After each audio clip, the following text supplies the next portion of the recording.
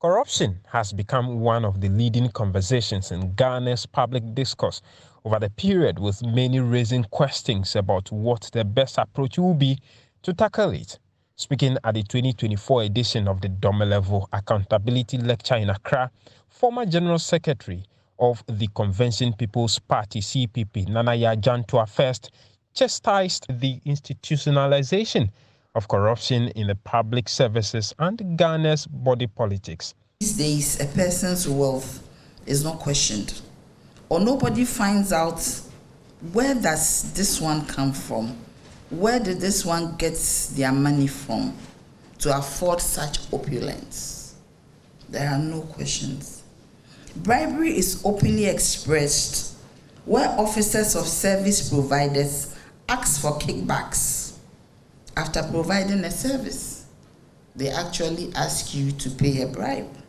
Picking on the challenges faced by anti-corruption agencies in their fight against corruption, former Auditor General Yao Domelevo said the president must shield the OSP from attacks from his appointees. And the young man is facing troubles and challenges like nobody's business.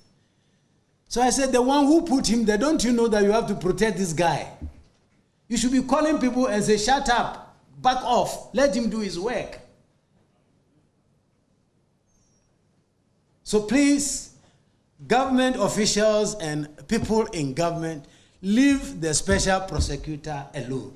Domelevo also waded into the conversation about government overtaxation of citizens. He said the government's poor performance despite the high taxation can only be described as blatant stealing from the people. Ghana is a country which, in my considered opinion, has moved beyond taxation to robbery of the people.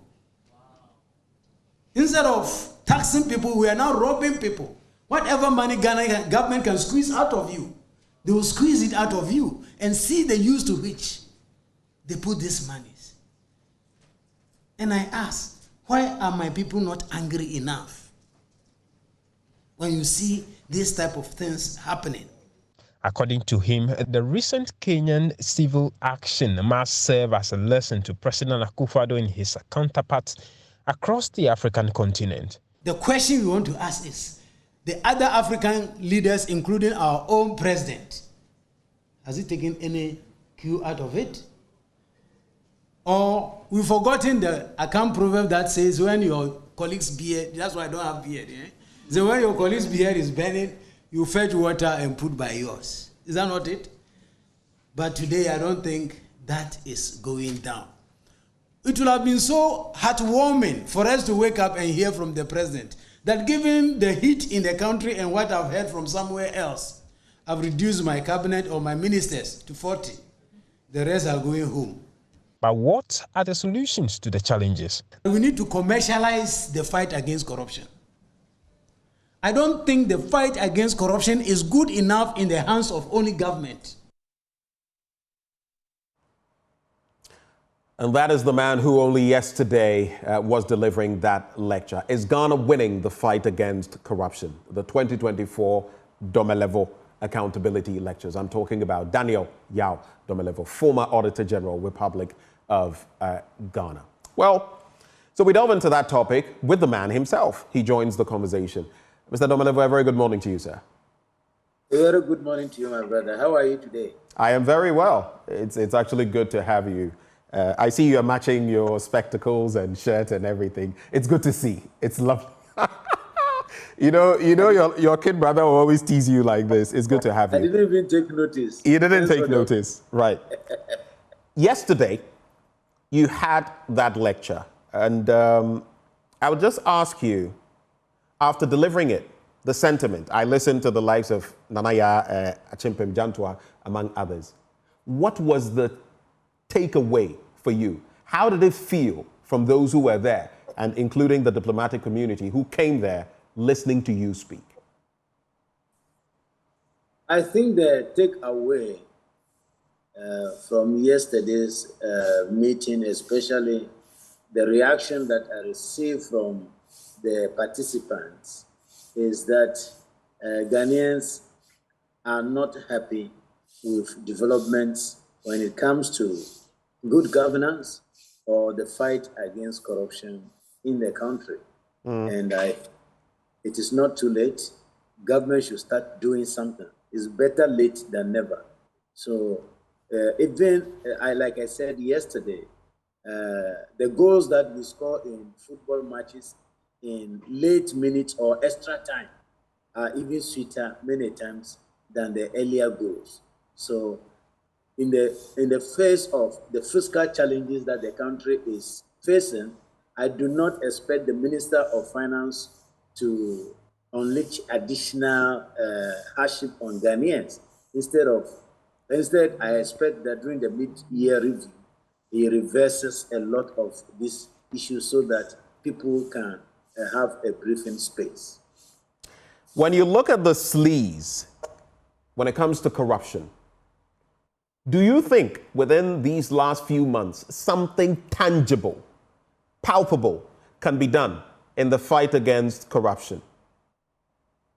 Exactly. And that was the call I made to His Excellency the President.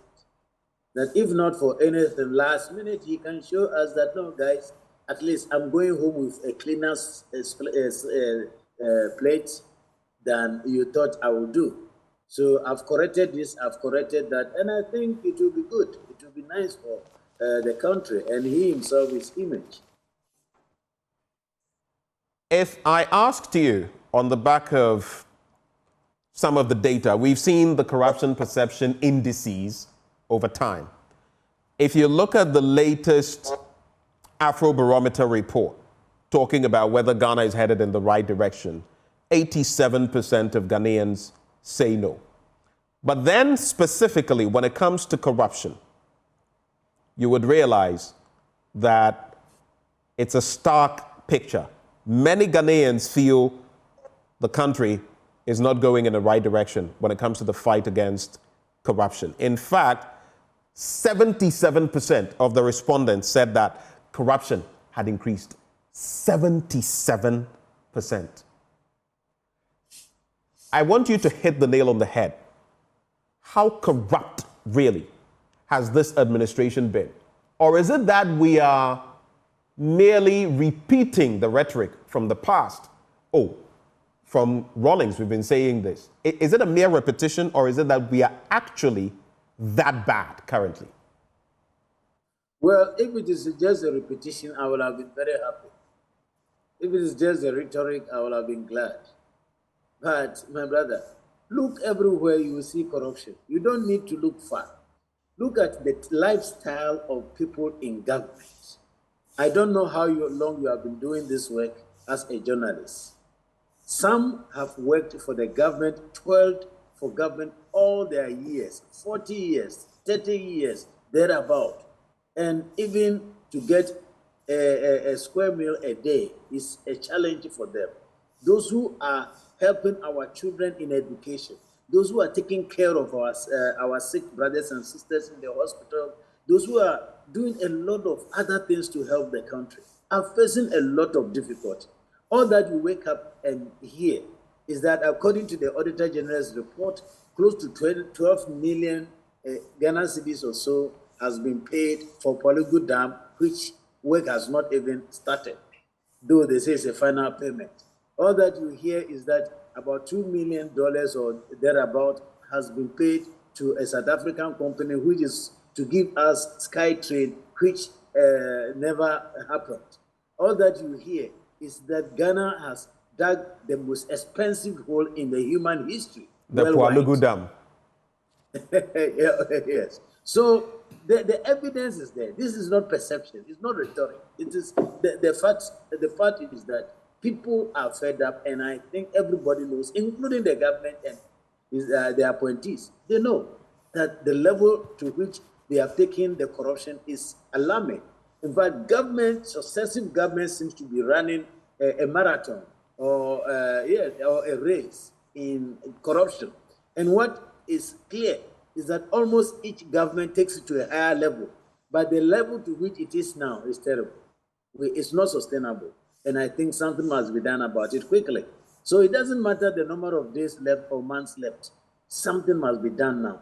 the corrupt officials must be called out by the government and taken on, that is prosecuted, instead of just looking on and always telling us where's the evidence. Two quick things. Are we not being hypocrites if we call on this administration to do that when other administrations, like you've admitted, have gone down the same road? And are you, by extension, then saying that this administration has been the worst in terms of corruption in the Fourth Republic? I don't think there is any element of hypocrisy here at all. When we are talking about accountability, it starts with the administration that is in power. As it is said, charity begins at home. So there is no hypocrisy there at all. Government will have a very good record or support if they decide to hold themselves accountable and then hold other people accountable. Otherwise, it is seen as being selective in the approach of fighting corruption, or if it cannot be a witch hunting instead. So that one, there is no question about it. Charity begins at home, and you start with your own house to clean, then you clean other people's house. The president has said that he's not stood in the way of anyone who has been cited for anything. He allows the process to go through, and they've all been cleared. Even the OSP, whom you spoke about, the Cecilia Dapa issue, the lady who imports, who recently passed, I just forget her name, the one who, La Bianca, among others. All of those cases have gone there, and people have been cleared. Can you hold the government accountable for that? Yes, I'm sure he doesn't believe what he's saying himself. Benjamin, remember that Cecilia Dapa, even before the investigation started or got done, he already prophesied or predicted the outcome of the investigation. If you remember, he told her that you and I know that at the end your integrity will be intact or your reputation will be intact. What does that mean? It means he knows what was going to happen. And is it a surprise to you how the investigation has gone? So please, I think that's what I said yesterday, that when you hold a political office or you stand in a leadership position, do not assume that all wisdom or knowledge in the world is now with only you and all the people, the rest are dumb. No. We can see through and read in between the lines. So please, you should spare us that. But Mr. Domelevo, when you say that, then what you're saying is that the entire framework of the state has become subservient to one person, the president, and that everything works for him. That is very dangerous. You are saying that the OSP and everything else works as the executive, and of course the OSP itself is also works in tandem with what the executive wants or what the president wants. Is that what you're saying? What I'm saying is that the buck stops with the president. He is at the top of the leadership of this country and must create the appropriate environment so that the fight against corruption can go on. But if he doesn't, then he becomes complicit in it, especially in situations where we see that he takes action even when there is no legal mandate of his. He does it. I will use myself as an example, where he had no constitutional mandate to kick me out of office. Why did he do that? He saw I was coming after his appointees who were corrupt. So he did that. So, and if he sits aloof and allow people or his appointees to continuously frustrate the OSP and the other anti-graft institutions, how effective do you think they can be? So it is his job to call and say, look, my friend, leave the gentleman alone. Let us do his work. If you think you have anything against him, bring it out in the appropriate way instead of finding ways of frustrating his work. So that is the point I'm making. And I don't think that he will disagree with me at all. Juje Wonwe says, good morning, I'm following from Liberia. It's good to hear that you're following from there. Coming back to you, so the question, the second part has not been answered. If you say that progressively, our administrations have got more corrupt, are you by extension saying that this administration is the most corrupt we've had in this Fourth Republic? Emphatically, yes. I forgot to answer that. Emphatically, yes. And you meet the average Ghanaian and they will tell you that, well, the situations were bad in the past, but what we are going through today, only God can save us. No, we don't need God. We need a leader to take us out of it. And look at some of the expenditures that are going on. You can't just understand. Personally, I think it was also illegal and unconstitutional how they went about using public funds to fund the construction of the cathedral, the National Cathedral. So, and this is the time that I believe in the history of Ghana, government is taxing the people at the maximum. In fact, it has reached even the level of robbery, not taxation anymore. But then they used to which they put the money, only to hear that a government appointee has passed on and he has government assets or public state assets which he is willing to the family, only to hear that a government appointee has passed on and there are millions of dollars stuck in their account. And what else do you expect? So the level of corruption, to be honest with you, I think, and I know many Ghanaians also know this, that it has reached a very unsustainable level, and the earlier we do something about it, the better it is for all of us. That may explain why that latest Afrobarometer, the round of survey, reveals that 77% of Ghanaians feel that there's been more corruption under this administration or within this period. But let's also look at it this way. The institutions in place, it's not for a lack of institutions. Elsewhere, they would say the ombudsman. Here we have the OSP. We have the Attorney General. We have SHRAJ. We have the Ghana Police Service, the CID. We have a plethora of institutions that should curb corruption. So many of them. We have the Auditor General's department. What then are we doing wrong? I mean, the AG's department, for example, how come we can't use that outfit even alone to stem the tide of corruption? Yeah, that is the point I was making, that if the president was serious about what he was telling us before coming to office, I shall protect the public purse, then doing that does not involve having all the institutions that you are talking about. I made this statement and this position very clear, that creating additional institutions does not necessarily contribute to the fight against corruption. It is the leadership that is shown by the president and the policies that he puts in place. Assuming the president had come out, just let me give you a scenario, that the president comes out today and say, look, gentlemen, there is too much rot according to the Auditor General in his reports. So all my ministers have given them 2 months to clear all the issues raised in the audit report and give me an update or status update. If you are not able to do a good job, you are gone.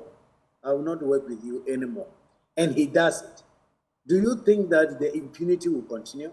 We don't even need to prosecute people before it will. Once it storms at the top, it will drizzle at the bottom. Once you see ministers being held accountable, that is why, for me in particular, I prioritized holding the top accountable as against the down. I was holding the down, but I thought anytime the situation arose and there's an official of government involved, I'll come after the person, because if it storms at the top, then we will see the drizzling at the bottom. But the situation where we go after a head teacher who cannot account for maybe 200 or 300, and we transport him from maybe Boko or Bolga or from Wenchi or whatever to Accra to Public Accounts Committee, at the end of the day, the money he spends coming in and going back is even more than the money for which we are accusing him. I don't think that is the way to fight corruption.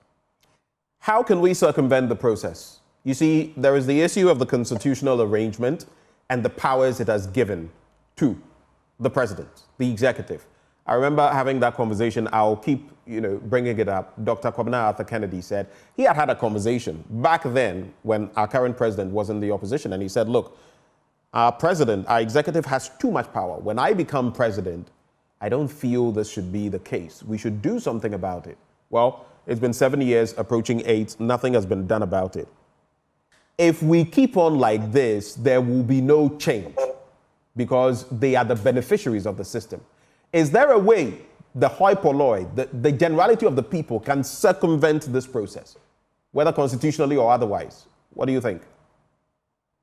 Yes, the people have the power actually comes from the people. You notice government was bent on selling some of these hotels that Smith was having the majority shares in. But when organized labor said, no way, we will shut down the country, what did they do? They backed off.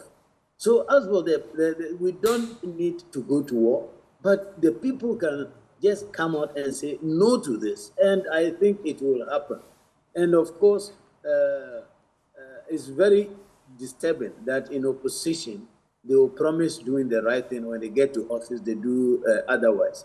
I think reviewing the mandate or the powers of the president should be topical in our discussion of the issues for this election, to know from those who want power from us. Are you going to be appointing about 6,000? I've forgotten the figure they talked about. Is it 6,000 or 60,000 or more people? And if no, how are we going to change that to ensure that that sense of I employed you? You know, that was the position of the presidency to me, that you are appointed by the president. Therefore, you must listen to the president. I said, no, my loyalty is to government, or to Ghana, not to the government or to any political party or to a person. So we need to demand that. And if that does not happen, we can mobilize as people. Organized labor can say, no, you deceived us. So until you do this, we are not going to go with you. People can move. Assuming we have just about 5,000 people move on the street of Accra. And some say we are going to block all the ways from the 37 to maybe ministries and surround them and say, until you do the right thing, we are not leaving you. I am sure the government will back down and start doing the right thing. So as for the power, it is in the hands of the people. It's only that we have not exercised it. Reminds me of what Abraham Lincoln said. Democracy, what it's supposed to mean, should be of the people, by the people, for the people. But on that bit about, the constitutional arrangement or otherwise, technically, this is what I meant. Constitutionally, meaning, are we going to review the Constitution like we had with the 2010 Constitutional Review Commission and what it said about the Constitution? So are we going to go down that road, or are we going to, like you said, express disapproval through demonstrations and the rest to achieve the same ends? That's what I meant. But let's come to this point. There's a disturbing picture that has been painted. And now I don't know how to receive any rhetoric about working on corruption. Nana Addo Dankwa Akufo-Addo said, if you want to enrich yourself and all of that, not in my party. I will protect the public purse. This is where we are. Recently, when we went to Mahama's press engagement at the Kempinski Hotel, he also started waxing lyrical. And those who want to do this and all that, not in my administration. And I was just listening and wondering, these leaders, can we take them seriously when they say these things? Because when they want power, it's one thing. When they get power, it's another thing. You are talking about leadership. What is your reading of that? How can we read between the lines? Well, it's very difficult to know what they will do. We can only take their words, except when they come to power. Then we know that we have been deceived or we have been shortchanged once more. But that is what I'm saying, that for instance, if we think constitutional amendment is very important, then it is time we hold all those who are looking for political office to their words. That is, we ask them, President Mahama, are you saying you will change the constitution? Give us the time frame. When should this happen? And if it doesn't happen, what should we do to you? If Vice President Mahmoud Bamia is also interested, say, okay, the same, answer those questions. And assuming they say to us that I will do this within the first year of my tenure of office, and the year comes to an end, and we have not seen anything, the people may have to start protesting. The people may have to come out and say, no, you can't continue deceiving. Like the song that they were singing some time ago, we not go sit down with them cheaters every day. No, we must have to say the cheating and the deceit is enough. So do as we promised. Which brings me to a question that I'll pose before I talk about another regime that we can use. Are we too docile as a people? And I have seen some of your reflections in recent times on what has transpired in Kenya, even up to today, where Gen Zs, among others, are up in arms and refusing to accept the status quo. Let me clarify. When we talk about Kenya, no one wants to see what happened there here. You don't want to see your parliament on fire. You don't want young people on the streets burning tires, wielding cutlasses or machetes. You don't want them getting shot by the military and by the police. But at the same time, what do you do to avert what we've seen there? So, are we too docile? Is that why our misleaders, as I call them, are getting to take us for granted compared to other countries? Exactly. We are very docile. That's what, and thank you for making the point. I said the same thing yesterday, that no matter how angry we are as a country, burning down our parliament house is not a solution. Burning the seat of government is not a solution. Vandalizing government property is not a solution. In other words, violent demonstration is not the way to go. But even if organized labor alone can tell government back off, and they did that, then we as a people, we have the power to do all sorts of these things. But we must be minded the way we do it. We don't do it such that we shoot ourselves in the foot, because the Kenyans' anger translated into burning of state properties and destroying things. How are these things going to be restored or rebuilt? It is going to be their money. So they have to suffer the consequence of that, their anger. So we should not be angry to the point where we start destroying. But we must be angry enough to mobilize ourselves to use civil procedures respected or acceptable to the law, to force the leadership of our country to start doing the right thing. And that is exactly the point I've been making. How do you compel them? Through civil procedures, constitutional means. I feel one of the ways which would have been the best operational mechanism has been abused and discarded: the asset declaration regime. Asset declaration regime. It shouldn't just be that unless a matter comes up, like with the former PPA boss, Ajanim Boateng Ajay, then you want to go and take a look. I believe if the regime were working, we would know, and not just assets, liabilities, because someone may not acquire new assets, but they will still steal and use it to pay off a debt, a liability. That is also there. How can we make this work in the fight against corruption, our asset declaration regime? Yeah, the asset declaration, I think we have talked about it over and over and over again. That is a joke, as in its current state and form. And apparently, what we are looking for in asset declaration was there before the 1992 Constitution.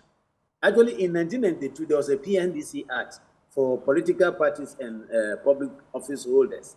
And in that act, if you look at it, it requires the Auditor General to publish the assets that have been declared to him within 2 weeks. So public declaration was the status. I don't know why they reduced the bar so to a level where now you complete a form and give to the Auditor General, who may verify or may not verify it.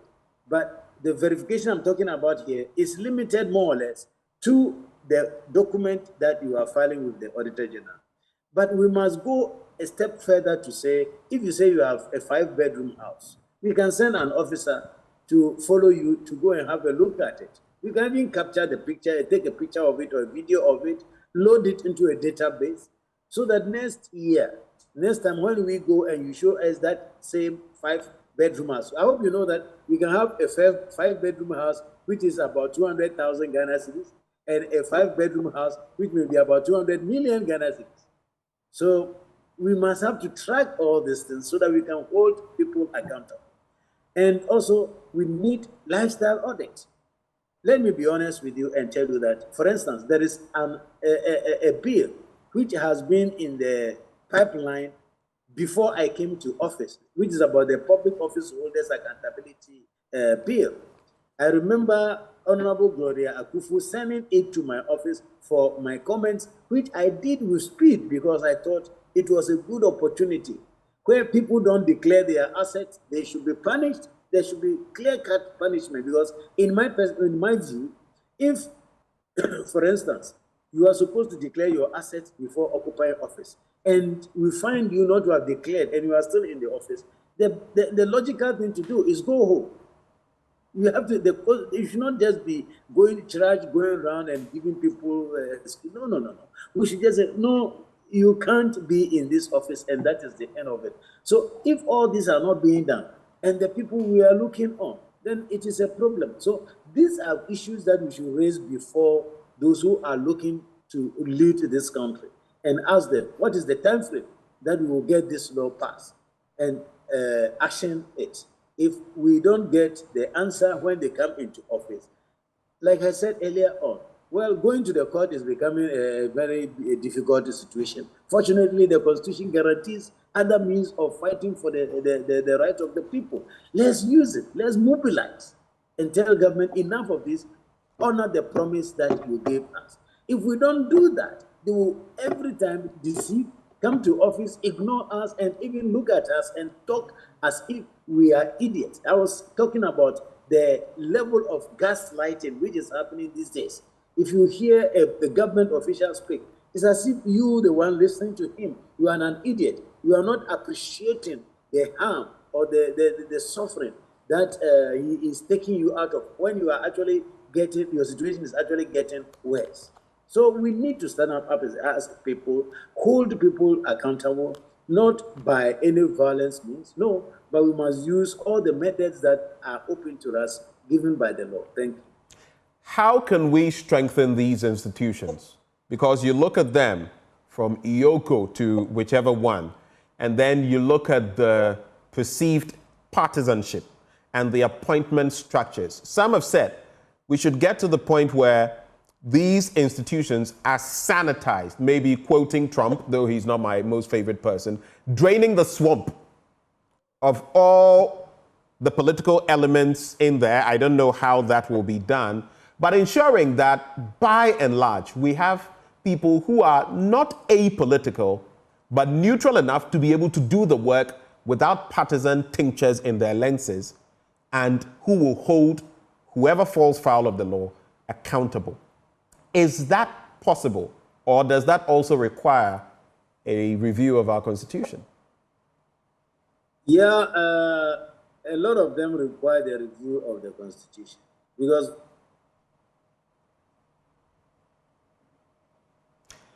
we have a bit of a challenge, technical challenge with the connection to Daniel Yao Domelevo. We'll try to work it out. Okay, I can hear you now. Can you hear me, yes, Mr. Domelevo? Yes, I'm saying that all this has to do with how appointments are being made. And some of these things are entrenched in the Constitution. And there's too little or nothing we can do. For instance, Article 70, 71, which talks about some public office holders, including the Auditor General, Commissioner for Human Rights, and the rest, is an entrenched provision. And we cannot change it. And the president cannot do otherwise unless we change it. So the constitutional review is very necessary for us to check of distance. And if we are changing, I hope we don't move from bad to worse. We must make sure that we go around and look for best practice. In fact, the truth of the matter is that all the problems we are facing, others have faced it and solved it. So we just look for best practice and copy that and paste special so that we can get over these issues that have become perennial, and every government that comes disappoint the people. Let's then look at an extension of the conversation we're having. I'll go to the Afrobarometer report and then take your final thoughts from there. Apart from making mention of the fact that about 77% of Ghanaians believe the level of corruption has increased, that is almost 8 out of 10 Ghanaians, it also reveals that President Nana Addo Dankwa Akufo-Addo has grown increasingly heavy-handed, stifling the media, and it doesn't end there, and eroding the accountability of institutions. To what extent do you agree with this dynamic? And like you said, in the next few months, the president can do something. What would you like to see Mr. President do on these fronts? Yes, I am not in the media, so I don't know what exactly they are doing to you people in the media. But people who used to be very vociferous, calling out government every morning, every afternoon, every evening, have all of a sudden gone quiet. And it goes beyond the media anyway. I will not be fair to you if I talk about only the media. Even our faith-based organizations. I'm a Catholic like you. Even our Catholic Bishops' Conference. But when I was in Zimbabwe, Malawi, I was full of praises for them. I said, look at men of God in Ghana. They are holding the government accountable. What has happened to them? Or are they observing table manners? So it is difficult for us to see the situation going on as it is. And when it comes to the issue of public servants, it is worse because when they see that this is how Domelevo went, this is how Matiamidu left, this is how this person went, or this is how Kwesi Jabe is suffering, so many of them will quell. They will not put in their best to do what they are supposed to do. But on that same note, I will appeal to them that, well, you don't have to sacrifice the national interest simply because you will suffer or for your personal interest. Your commitment is to the country. No matter what the situation is, I call it occupational hazard. You must go through and deliver service to the people. Moving on then, if I asked you for a roadmap, how do we achieve some of the goals? How do we get past some of the ills that we are now facing if President Akufo-Addo came to you and said, Daniel Yao Domelevo, you say within the next few months, I can achieve X, Y, Z. Give me a roadmap. What would be your roadmap? Very easy. First, Your Excellency, the size of government is too big. If we can even save about a quarter of it for the remaining 5 months, it will be good. Reduce the number of appointees, reduce the number of ministers, reduce people at the regional and the district. You know, this list goes down, down, down, down. It's not only at the top. Reduce all this. So much money, we are told, has been stolen over the years. Give your appointees some amnesty and say, look, you have up to the end of this month to refund all those monies. Otherwise, we will start prosecuting you. Whoever takes over from me may decide to continue or discontinue, but I will prosecute you. And if I'm lucky, I'll get you convicted before I leave.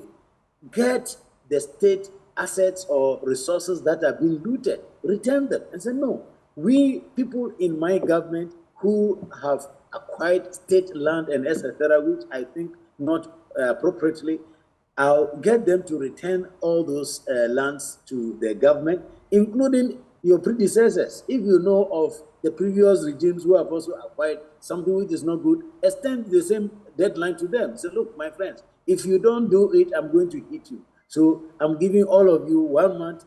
Try to right the wrong. I think it will be good.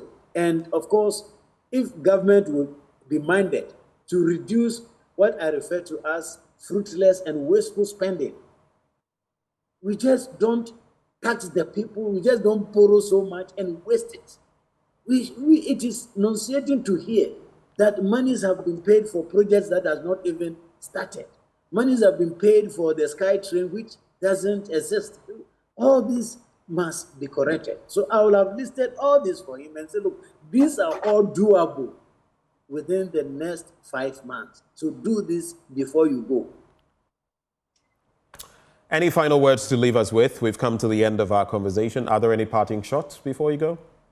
Yes. I think Ghanaians must hold office holders accountable, and especially as we are in an election year, we should not allow them to only come and give us promises. Let's ask them, how are you going to do it? And where is the money you are going to do it? What are the key performance indicators? If you fail, what should we do to you? And if the person actually failed, we should hold him or her accountable so that we stop taking the public for granted. Yesterday, I said that one of the things which beats my mind is the fact that you are able to go to the people, lie to them. You didn't fulfill the promise that you give to them. You gave them. You come back, you make additional promise. You keep adding on every time. I said it's very difficult. I don't know what is in the DNA of politicians. So we must stop taking the people for granted and do what we can do. If the fiscal space does not allow something, let's not promise it. There's no point in becoming deceitful as a leader of the nation. Thank you. Thank you very much, Daniel Yao Domelevo. And yesterday he was delivering that latest, the 2024 Domelevo Accountability Lecture. We're so grateful that you took the time to join us, and we wish you the very best, sir. All right. So this has been our conversation on corruption and everything in between. The rest is out there on the streets for us to discuss. And